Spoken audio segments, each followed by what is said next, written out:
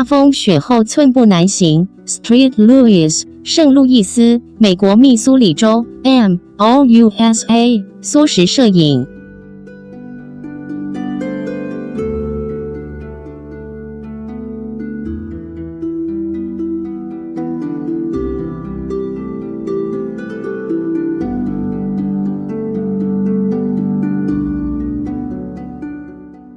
圣路易斯 Street Louis 是美国密苏里州东部大城市，位于美国最长的密西西比河中游河畔，几乎处于美国的几何中心。由于周围没有山脉或大型水体，冬夏温度差异较大，全年温度一般在负摄氏18度到38内度 C 浮动，年均降雨量为1040毫米，且极端天气易发，夏季炎热潮湿，温度最高可达摄氏48度，秋季气候较温和干燥，降雪一般从12月初开始，冬天尽管常有剧烈降雪，温度最低可达负30度 C。